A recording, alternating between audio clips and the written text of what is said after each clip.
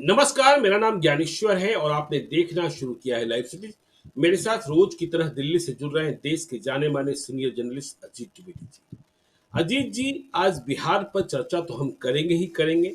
अब सभी उम्मीदवार घोषित हो चुके हैं, कांग्रेस की ओर से आधिकारिक घोषणा बाकी नहीं है, लेकिन खबर आ गई है कि जो शेष 6 सीटें बची थी उनमें उम्मीदवार कौन होंगे। लेकिन देखिए, पहले चरण के चुनाव के बाद जो बहस बिहार में भी हुई। बिहार में तो 4 सीटों पर ही पहले चरण का चुनाव हुआ था, लेकिन देश भर में 102 सीटों पर चुनाव हुए। 25% से नहीं, 20% के से थोड़ा कम। तो देखिए, जब हम बात कर रहे हैं पहले चरण के चुनाव की, और जिस बात को लेकर सबसे अधिक चर्चा हो रही है कि वोटिंग और वोटर्स, मतलब वोटर्स कम निकले और टर्नआउट जो है वह ड्रॉप आउट के रूप में बदला है।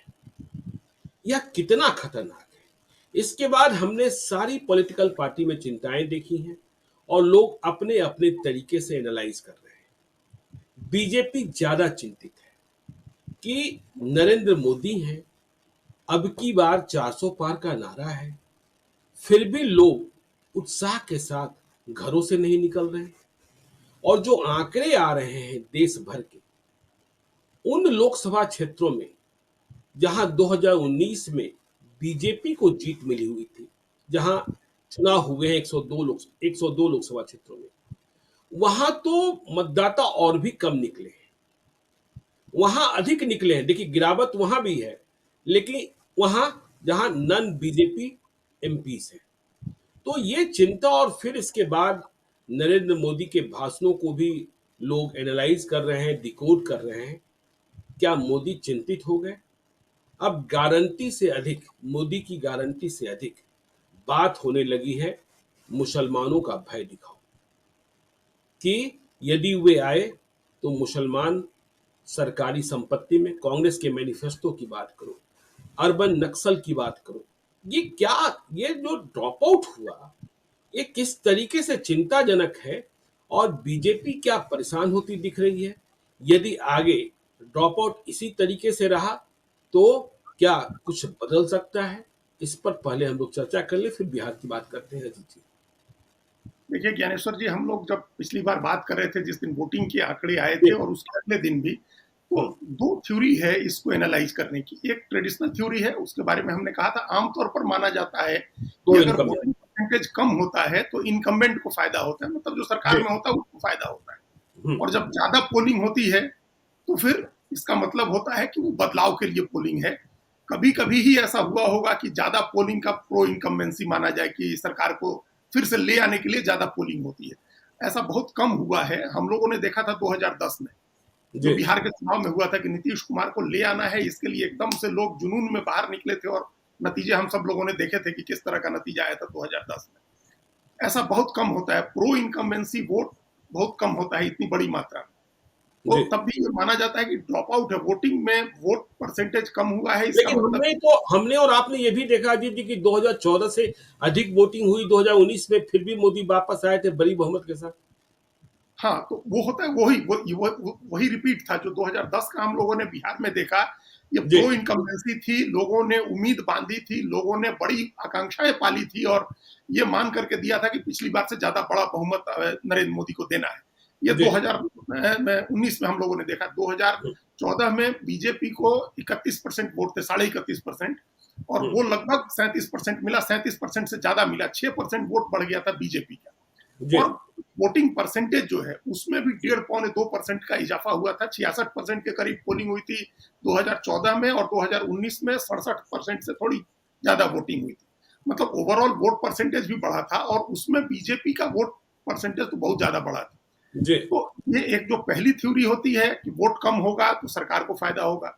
एक दूसरी थ्योरी ये होती है, जो अभी के संदर्भ में हम लोग देखें, तो ये होता है कि अगर उत्साह नहीं है जनता में, मतदाता में उत्साह नहीं है, इतना इतना बड़ा माहौल बनाने के बावजूद, देखिए माहौल किस तरह से बना है कि जी। प्रधानमंत्री ने पहले चरण के मतदान से पहले जब अपने पार्टी के कार्यकर्ताओं को संबोधित किया, उनमें उत्साह जोश भरा कि किस तरह से आपको वोटिंग करानी है, तो उसमें उन्होंने कहा था कि ये सामान्य चुनाव नहीं है। जी।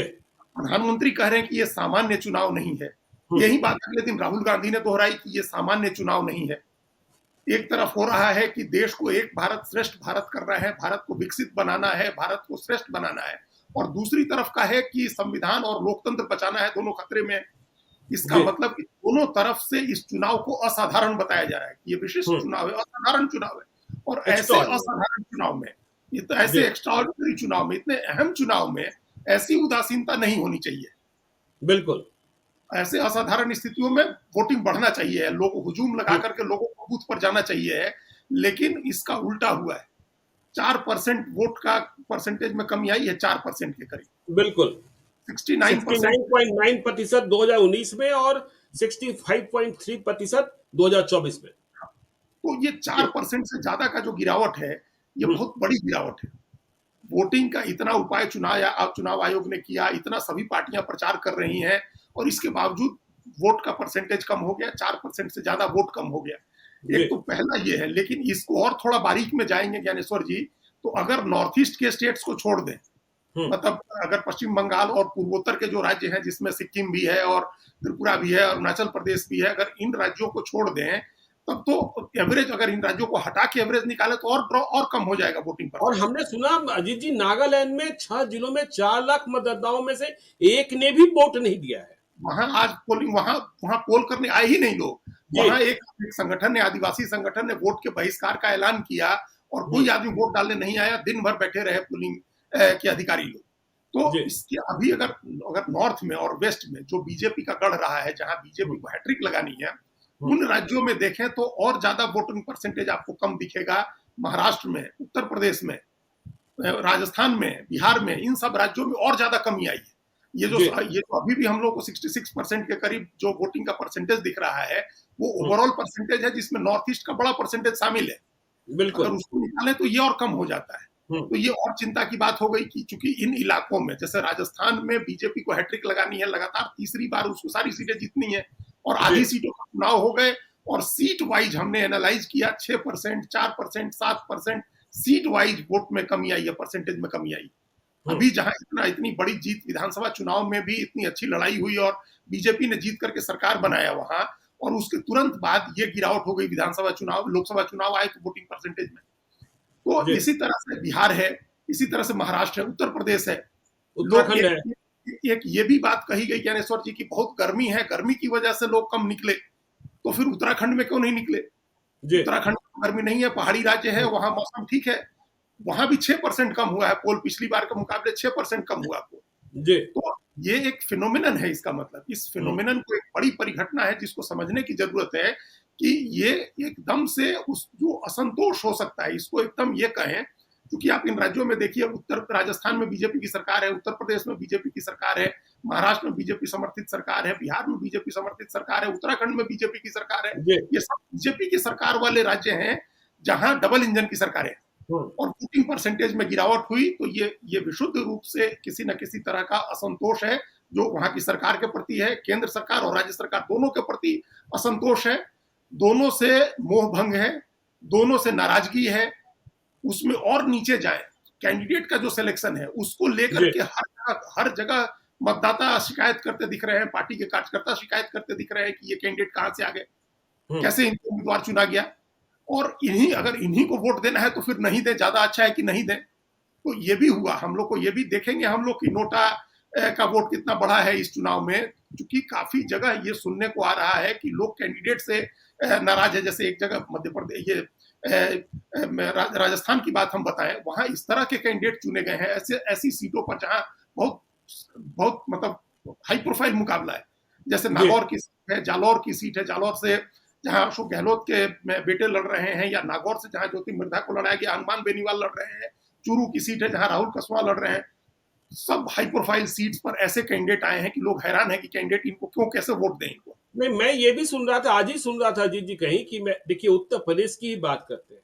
उत्तर प्रदेश में ऐसी कई सीटें हैं और ऐसे कई उम्मीदवार हैं जिन्हें योगी आदित्यनाथ ही नहीं जानते थे।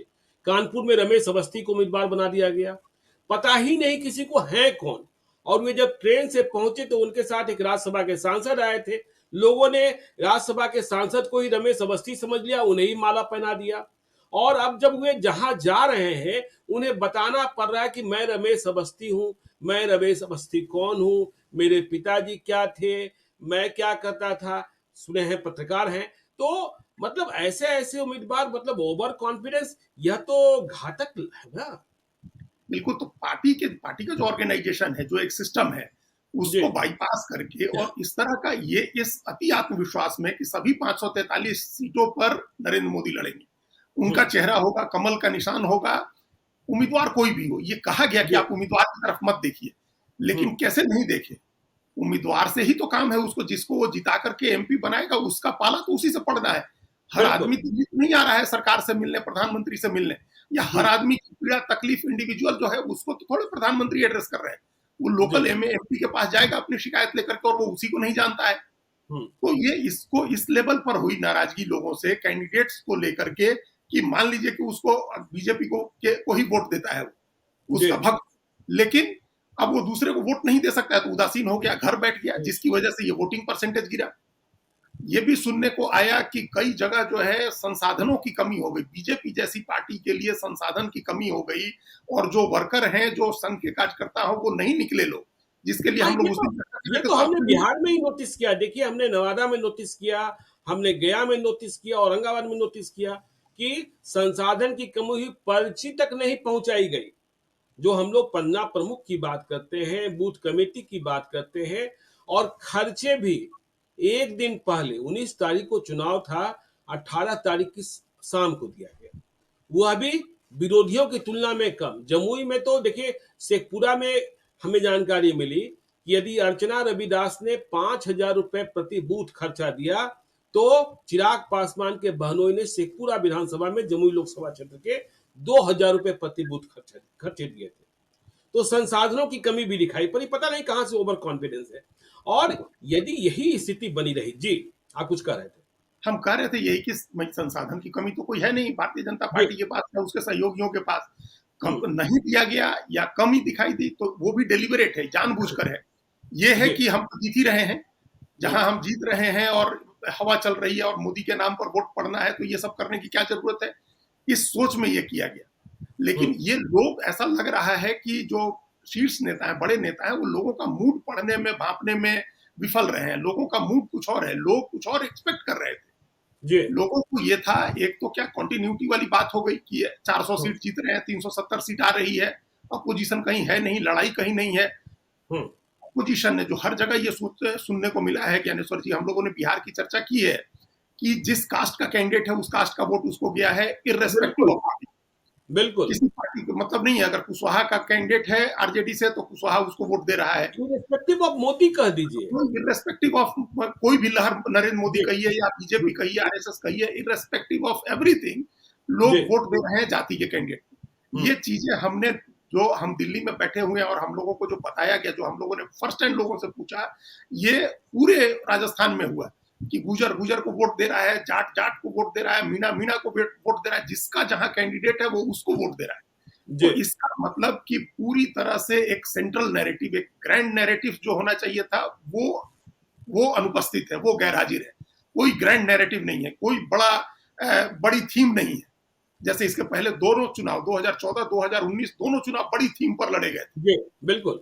इस बार कोई सेंट्रल थीम नहीं है कि इस एक थीम पर लड़ा जा रहा है, और अगर है भी, कोई स्टैब्लिश करने की कोशिश भी की है, तो लोग उसको नहीं एक्सेप्ट कर रहे हैं। जी। लोग, चुनाव पूरी तरह से लोकलाइज हो गया है, चुनाव हम्म। लोग लड़ रहे हैं। देखिए, विपक्ष के पास तो कुछ है नहीं लड़ने के लिए। हम्म। विपक्ष के पास जो न नेता है, न उनका बढ़िया अलायंस हुआ है, न उनके पास साधन है, कुछ नहीं है उनके पास।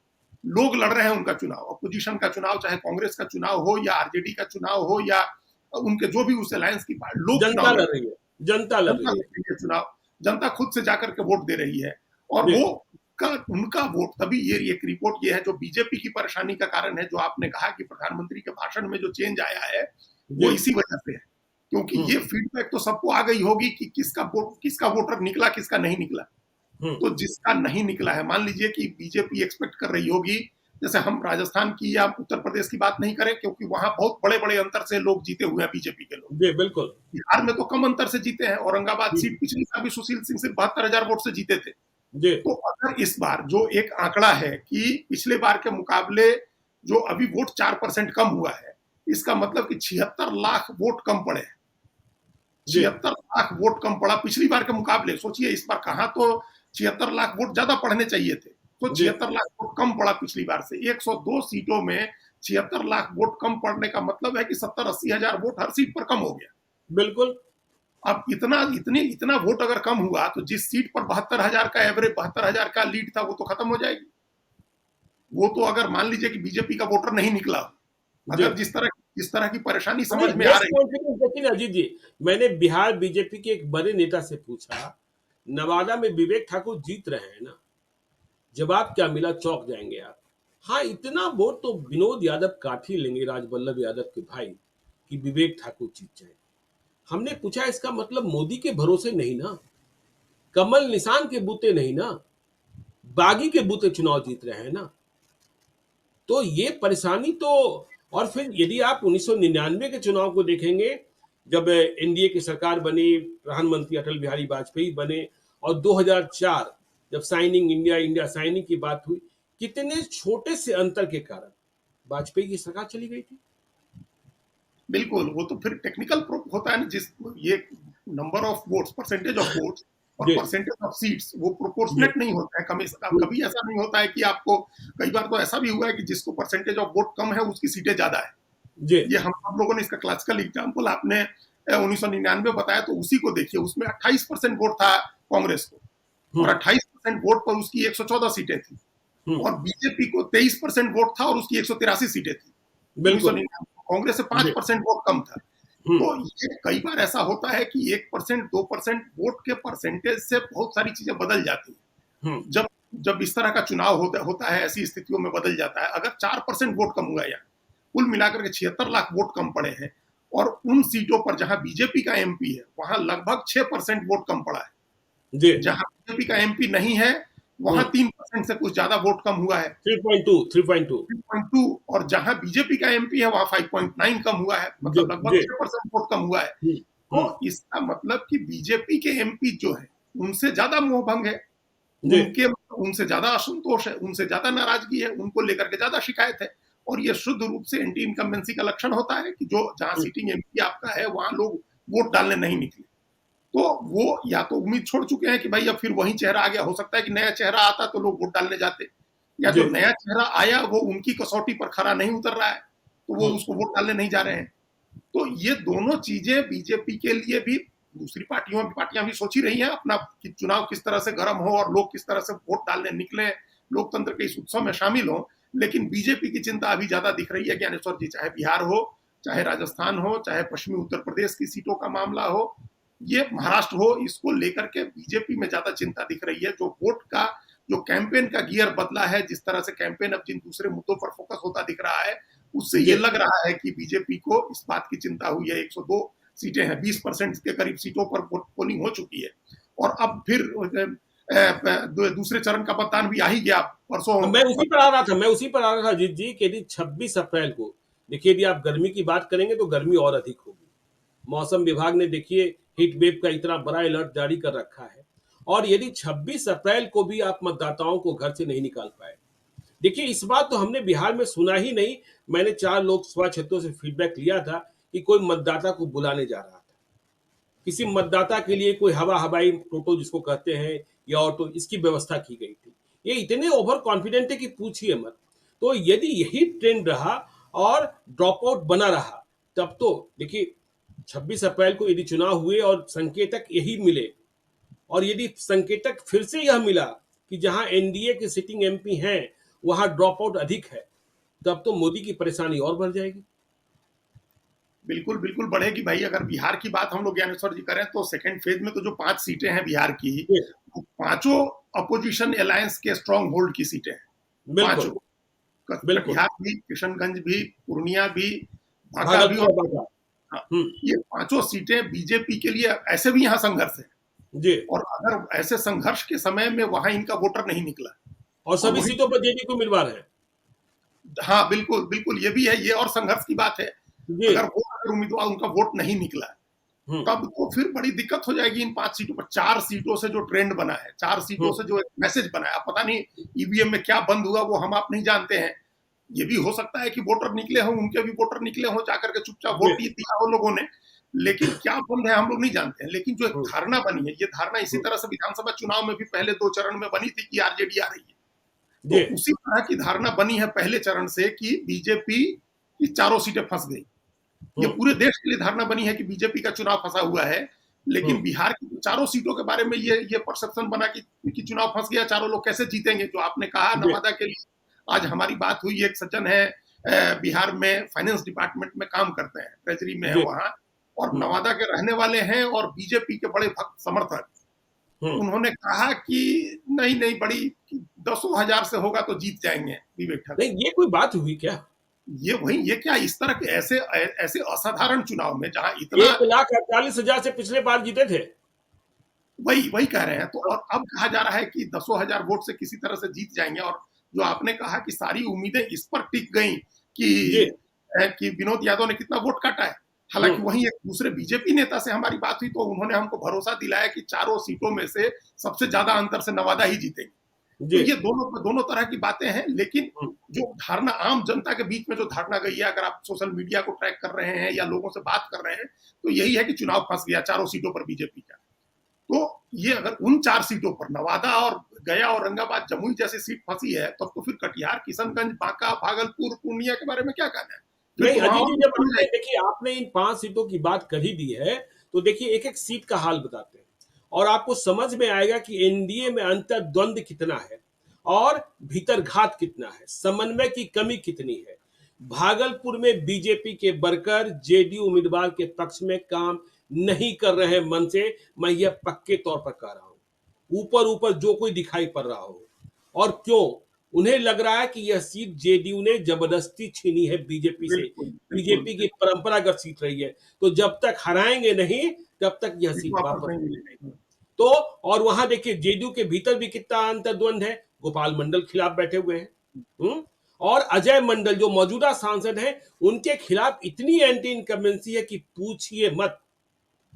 लोग भागलपुर को जाम का शहर करते हैं और इसके लिए उन्हें कसूरवार मानते हैं। भागलपुर में पता नहीं कहां से कौन एक नया गिरोह क्रिएट हो गया, कौन संचालित कर रहा है कि वह टैक्स वसूली गिरोह, एंट्री टैक्स से लेकर वसूली गैंग वहां काम कर रहा है। अब देखिए कटिहार में दुलालचंद गोस्वामी, फिर से वहां भाजपा परेशानी का सबब है। देखिए मैं कह रहा हूं, अमित शाह गए थे वहां या जा रहे हैं, तो नहीं गए ही थे, तो वहां भी अशोक अग्रवाल और निखिल चौधरी जैसे लोग जो उम्मीद में बैठे थे 2014 में भी 2019 में भी, उनका कितना समर्थन मिल रहा है किसी को पता नहीं। आप देखिए बांका में जेडीयू के भीतर ही अंतर्द्वंद है, जेडीयू के ही एक विधायक गायब है, मनोज यादव, नहीं कर रहे हैं। नहीं, वो हम कह ये रहे नहीं हैं कि इस कहते। बार, वो कह रहे हैं हाँ कि इस बार गिरधारी यादव हारेंगे। वो तो कह रहे हैं पब्लिकली लोगों से बातचीत में। जी, हम ये नहीं कह रहे हैं कि ये सीटें जेडीयू हार रही है, हमने यह भी देखा है कि नहीं, बिहार में आपने मनोज यादव का नाम लिया तो हमने अभी सुना, किसी ने हमको बताया जी कि वो कह रहे थे कि जेडीयू के लिए जीतना मुश्किल है यहाँ। जी बिल्कुल। और आप देखिए पूर्णिया की लड़ाई कैसे फंसी है, आज तो तेजस्वी यादव वहां तक पहुंच गए, एक तरीके से बीमा भारती की हार ही मान ली और कह दिया यदि बीमा भारती को वोट नहीं देना है तो एनडीए को ही दे दीजिए। तो वहां पप्पू यादव की आंधी है। हाँ? किशनगंज में अब मुसलमान कैसे पोलराइज होते हो वैसे भी आए हुए हैं। तो ये 5 सीटें नीतीश कुमार के लिए भी सवाल है। वैसे यह भी सच है कि आरजेडी ने कई सीटें जीत कर जी मतलब परोस कर नीतीश कुमार को दे दी है, उम्मीदवार ही ऐसे दिए हैं सहूलियत वाले। उन सीटों का नाम अभी हम नहीं लेंगे। और फिर देखिए यह भी बात कही जा रही है कि यदि इस तरीके से मोदी का ब्रांड नहीं चल रहा है, हवा नहीं बह रही है, तो नीतीश कुमार न होते। यह सही है कि नीतीश कुमार का ग्राफ गिरा है, लेकिन एबीसी सी वोटर ने बताया ना कि 8%, तो फिर क्या होता? नहीं, फिर तो कोई लड़ाई नहीं थी बिहार में हाँ इस बात को। हाँ तो बिल्कुल। जो जमीनी फीडबैक सर्वे बीजेपी के पास थे, अन्यथा जी हम लोग 4 महीने से इस बात की चर्चा कर रहे हैं, 4 महीने से भी हम्म, ज्यादा से चर्चा कर रहे हैं कि हम्म, नीतीश कुमार के बिना बीजेपी का काम नहीं चलना है। जी अगर वो नहीं आए होते, नीतीश कुमार और आरजेडी, नीतीश कुमार का ग्राफ जो अभी जो कहा उस दिन सी वोटर ने कि 8% हो गया, 8% ही वोट है उनके पास, सोलह जी परसेंट वोट था 14 में, अब 8% है। ये गिरावट, उसमें 2-3% की गिरावट तो इस बार बीजेपी के साथ जाने की वजह से हुई है। बिल्कुल। जब तक वो जेडीयू और आरजेडी साथ में थे और लोगों को रोजगार दे रहे थे, नौकरियां मिल रही थी, और जब नियुक्ति पत्र बंट रहे थे, तब नीतीश कुमार का ग्राफ इतना नहीं गिरा हुआ था। नीतीश कुमार का भी ग्राफ जो गिरा हुआ दिख रहा है थोड़ा, और जो कहा उन्होंने वो बीजेपी के साथ जाने की वजह से हुआ है, पिछले 2-3 महीने में हुआ है। तो जी। तब भी अगर वो नहीं गए रहते साथ में और वो आरजेडी के साथ रहते, कांग्रेस आरजेडी और जेडीयू लेफ्ट का अलायंस होता, तो फिर तो लड़ाई एक तरफा हो जाती, 2004 की नहीं, तरह वो नतीजे तो आ फिर तो सकते थे। जो ललन सिंह तब कह रहे थे, जब जेडीयू के नेशनल प्रेसिडेंट थे, कि जब इंडिया ब्लॉक की बात हो रही थी, कि 303 से 272 के नीचे ला देना बहुत बड़ा टास्क नहीं है, और जिस तरीके की हवा बन बिहार में 40 तो नहीं होने जा रहा है। देखिए, एक बात यह भी कही गई कि आरजेडी और जेडीयू की लड़ाई बहुत तगड़े से होगी। अब तो हम देख रहे हैं कि इंडिया ब्लॉक और बीजेपी की लड़ाई ज्यादा तगड़े से हो रही है। बिल्कुल, बीजेपी की सीटों पर भी लड़ाई हो गई है, तो 2 जी। सीटें जो पहले चरण की थी, जहां हम्म, लड़ाई फंसी हुई बताई जा रहा हो, तो 2 बीजेपी की सीटें थी, जो दोनों जी फंसी हुई है, बिल्कुल। जहां दोनों जगह हम्म, लड़ाई है। और हम्म, दोनों जगह बीजेपी का कोर वोट है, जिस वोट को लेकर के बीजेपी सर्वाधिक भरोसे में है, वो हम्म, वोट आरजेडी के कैंडिडेट की तरफ गया है, जाति के नाम पर। तो जी। जाति का फैक्टर जो है वो सबसे इंपॉर्टेंट हो गया। जो हमने पहले कहा कि सेंट्रल थीम की गैर मौजूदगी में, कोई सेंट्रल थीम हम्म, नहीं है, इसकी वजह से फ्री फॉर ऑल हो गया है। जी। जिस मुद्दे पर मन हो रहा है, उस मुद्दे पर सोच करके वो वोट कर दे रहा है। हिंदू हमारे मतों इलाके का का भी नहीं ध्रुवीकरण है। नहीं हो रहा है, हिंदू मतों का ध्रुवीकरण नहीं हो रहा है। वही कह रहे हैं ना कि फ्री फॉर ऑल हो गया ना, कि हमारे जी। इलाके का आदमी नहीं है, बाहर का है, इसका विरोध करो। हमारी जाति का बिल्कुल। नहीं है, इसका विरोध करो। तो हम्म, ये इस तरह की चीजें हो गई हैं। ये हम्म, लगातार इसको इतनी बार से टिकट दिया जा रहा है, इससे कोई काम नहीं होता है, तो लोग 10 तरह की दूसरी चीजों पर विचार करने लगे। पहले क्या था, एक ग्रैंड थीम थी, एक सेंट्रल थीम थी कि नरेंद्र मोदी, जी। और लोकसभा चुनाव उनका चुनाव है, उनको प्रधानमंत्री बनाने के लिए हो रहा है, तीसरी बार वो प्रधानमंत्री बनेंगे तो रिकॉर्ड बनेगा, इसके लिए चुनाव था। तो वो थीम तो है नहीं। अगर वो थीम अगर होती, तो फिर लोग शिकायत करते, तभी वोट देने जाते। हम्म, अब शिकायत कर रहे हैं, वोट देने नहीं जा रहे हैं। जा रहे हैं वहां, तो ये रिपोर्ट है कि वो अपनी जाति के आधार पर वोट कर रहे हैं। तो जी। ये जो सारा नैरेटिव चेंज हुआ है, ये हम्म, पहले चरण में इसके साफ साफ संकेत मिल गए हैं। और अभी दूसरा चरण आ गया, 2 दिन के भीतर प्रचार बंद होना है, और अभी ये चीजें ठीक हो गई हैं, इसका भी कोई संकेत नहीं है, क्योंकि उसके बाद फिर प्रधानमंत्री का कोई दौरा नहीं हुआ, कोई रैली नहीं हुई उनकी। तो जी। वो किस तरह के भाषण करते हैं वहां आकर के, और वो भाषण कितना अपील करता है लोगों को। हम्म, देखिए, राजस्थान में जो उनका भाषण था, वो भाषण बिहार में कितना चलेगा, हमको इसमें संदेह है। हमेशा संदेह रहता है बिहार को लेकर के, जी। जरा दूसरे तरह से सोचने की जरूरत होती है। हम्म, तो वो क्या आकर के भाषण देते हैं, क्या उपाय करती है बीजेपी अपने मतदाताओं को निकालने के लिए, अगर उनकी कोई नाराजगी है तो उस नाराजगी को दूर करने के लिए क्या उपाय करती है, और इसकी तरफ से, इंडिया ब्लॉक की तरफ से क्या उपाय किया जाता है। अगर इंडिया ब्लॉक में भी इसी तरह चलता रहा, जिस तरह से पूर्णिया में जाकर के तेजस्वी यादव जिस तरह की भाषण की बात कह रहे हैं, आप जी। एक तरफ ये विचारधारा की लड़ाई है, हम्म, 2 विचारधाराओं की लड़ाई है, एक आरएसएस की और विचारधारा है जो बांटने वाली है, और एक इंडिया की विचारधारा है जो जोड़ने वाली है। तो ये क्या विचारधारा की बात हुई कि जिस विचारधारा का आप इतना विरोध कर रहे हैं, जिससे लड़ रहे हैं, उसी को वोट देने के लिए कह रहे हैं, कि हम्म, अगर हमारे कैंडिडेट को वोट नहीं देते हो तो दूसरे को दे दो। तो ये कौन सी विचारधारा की लड़ाई। बिल्कुल। आप ये कहना चाहिए कि किसी भी हाल में तुम एनडीए को मत दो। जी। असली चीज तो ये, अगर विचारधारा की लड़ाई है, आप उस विचारधारा पर टिके हुए, जो बार बार तेजस्वी यादव भी कह रहे हैं और राहुल गांधी भी कह रहे हैं कि विचारधारा की लड़ाई है, और हम दोनों में विचारधारा के प्रति कमिटमेंट ही कोई नहीं देख रहे हैं। बिल्कुल। विचारधारा की कमिटमेंट क्या। अभी राहुल गांधी केरल गए तो उन्होंने कहा कि विजयन को क्यों नहीं अरेस्ट कर रही है केंद्रीय एजेंसी। अरे, हम्म, आप अरविंद केजरीवाल और हेमंत सोरेन अरेस्ट हुए तो इसके लिए केंद्रीय एजेंसी का दुरुपयोग हो गया, और विजयन अरेस्ट हो जाएंगे तो वो दुरुपयोग नहीं होगा। और ये आपकी विचारधारा की लड़ाई है। विजयन से आप लड़ रहे हैं तो उनको अरेस्ट कर ले केंद्रीय एजेंसी, तो ठीक है। वो उसी तरह से आप विचारधारा की लड़ाई लड़ रहे हैं, लेकिन पूर्णिया में जेडीयू का आदमी जीत जाए तो वो ठीक है। तो ये विचारधारा के लेवल पर भी जो कंफ्यूजन इंडिया ब्लॉक में बन रहा है, संगठन के लेवल पर तो पता नहीं कितना है, लेकिन उनको भी अपने को ठीक करना होगा, क्योंकि बिल्कुल पूर्णिया जैसी बात आपको जाकर के सिवान में भी हो सकती है। तो हाँ इस बिल्कुल। तरह तो आपको एक लाइन लेना होगा ना, आपको एक जी। आइडियोलॉजिकल, आप कह रहे हैं कि आइडियोलॉजी की लड़ाई है, 2 डिफरेंट आइडियोलॉजीज की लड़ाई है, तो उसमें हम्म, आपको एक लाइन लेनी होगी, एक पक्ष लेना होगा। तो ये नहीं हो सकता है कि आप आइडियोलॉजी से हट के पप्पू यादव को और हिना साहब को हराएंगे और बाकी जगह आइडियोलॉजी की बात करेंगे। उनको भी ठीक करनी होगी अपनी चीजें। जी। और ये अभी तक जो है, उनको भी किसी को पता थोड़ा है कि ईवीएम में क्या बंद हुआ है। हम्म, ईवीएम में किसका मतदाता जाकर के वोट डालने गया, कम लोग गए, लेकिन कम वोट पर ही नतीजे भी तो कम पर ही आएंगे। अगर ये होता जी कि बिल्कुल। बूथ सेपरेट बूथ्स होते कि एक बूथ ये बीजेपी के लिए है, एक बूथ ये आरजेडी के लिए तो है। पहले मालूम हो गया होता। अब तो पता होता, अब तो है नहीं। अब नहीं, वहां लग के 85% लोगों ने वोट दिया तो किसको दिया? तो जी ये अभी जो है ये कंफ्यूजन आरजेडी को भी समझने की जरूरत है, कांग्रेस को भी समझने की जरूरत है। सेकेंड फेज उनका फेज है, उनके लिए अपने अपने महत्व वाली सीटें हैं जहां से वो जीत करके अपना टैली ठीक कर सकते हैं, तो जी वो उनको पर उनको भी देखना होगा। और बीजेपी को तो सबसे ज्यादा सोचना होगा। बीजेपी को दोनों तीनों स्तर पर काम करना होगा। एक दो तीन स्तर क्या, जो पहले एक तो बीजेपी के अंदर जो अंदरूनी विवाद है, झगड़े हैं कैंडिडेट्स को लेकर के, उसको दूर करना होगा। जी BJP versus JDU versus LJP, ये जो आपस के गठबंधन की तीन पार्टियों की लड़ाई है, इसको ठीक करना होगा। हम्म, बीजेपी और आरएसएस के बीच का जो कोऑर्डिनेशन है उसको ठीक करना होगा।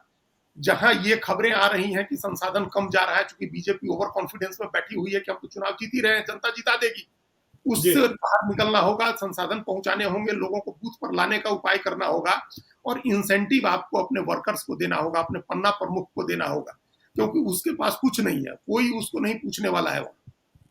तो नहीं। ये और सबसे बड़ी बात अजीत जी देखिए, 2014 और 2019 जो आपने जात वाली बात कही, कि बीजेपी को यह सोचना होगा कि पहले ही हम माना गया था कि यदि बिहार में की हम बात करें कि मुसलमान और यादव को छोड़ दीजिए, यादवों में भी राष्ट्रभक्त यादव और केंद्र के चुनाव में बीजेपी के साथ खड़े होने वाले यादव थे। तो इस बार जो यह माना जाता था कि हिंदू मतलब भाजपा, लेकिन इस बार वह नहीं दिख रहा है। फला जाति मतलब फला। तो ये कैसे खंडित हो गया? मोदी का जादू कहां चला गया? सबसे बड़ी चुनौती तो बीजेपी के सामने यही है। हाँ, तो यही तो जो हमने कहा ना कि ग्रैंड थीम कहाँ है, जो जी सेंट्रल थीम कहाँ है। जो एक होता था ना कि एक थीम है कि मोदी मोदी अपने आप में थीम थे, जी हिंदुत्व अपने आप में थीम था, राष्ट्रवाद का थीम था। तो ये सब नहीं है, राष्ट्रवाद भी नहीं है। कोई इस बात के उत्साह में नहीं है कि G20 की मीटिंग हुई थी भारत में और दुनिया के तमाम बड़े नेता भारत आए थे, लोगों ने देखा, जी लोग भूल गए। तो ये ग्रैंड थीम नहीं है, न 22 राष्ट्रवाद की। जनवरी को रामलला आ गए। रामलला हम विराजे, अपने राम जी का नाम नहीं ले रहा है।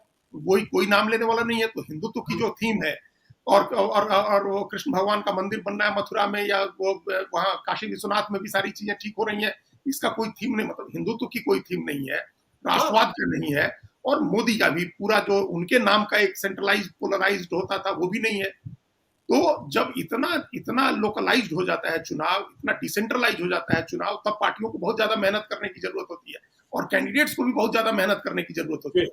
पहले चरण के चुनाव में कैंडिडेट्स का जो लैकलुस्टर अप्रोच था, जो उन लोगों की कॉम्प्लिसेंसी थी कि हम लापरवाही से बैठे हुए हैं, अपना जब मन हुआ तब गए, क्योंकि सबको लग रहा था कि अरे हवा चल रही है, मोदी जी के नाम पर जीत जाएंगे। तो अब इसका संदेश मिल गया होगा बाकी अब आगे के चरण के लिए सभी कैंडिडेट्स को, कि जी रात दिन बिल्कुल। एक करना होगा, पसीना बहाना होगा, अपने समीकरण को ठीक करना होगा, गाड़ी की ओवरहॉलिंग करनी होगी।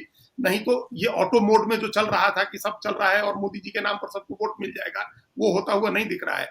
बिहार में तो बिल्कुल ही नहीं हो रहा है। देश के और भी जगह इस बात की खबरें हैं कि उस तरह का नहीं हो रहा है जिस तरह का सोचा हुआ था बीजेपी। चलिए तो देखिए, नजर रखनी होगी, और 26 अप्रैल को होने वाला दूसरा चरण बहुत ही महत्वपूर्ण होगा। यह तय करेगा कि देश किस करवट बैठ रहा है। यदि ड्रॉप आउट हुआ तो परेशानी बीजेपी की ज्यादा बढ़ सकती है, क्योंकि जहां बीजेपी के जीते हुए सांसद हैं वहां मतदाता अधिक कम निकल रहे हैं। तो हम चर्चा करते रहेंगे, आप देखते रहिए लाइव सीरीज को। यदि अब तक आपने हमारे यूट्यूब चैनल लाइव सीरीज को सब्सक्राइब नहीं किया है तो जरूर कर लीजिएगा, और यदि इस वीडियो को आप फेसबुक पेज के माध्यम से देखें तो पेज को लाइक कीजिएगा, ट्विटर पर भी हमें फॉलो कीजिए। धन्यवाद।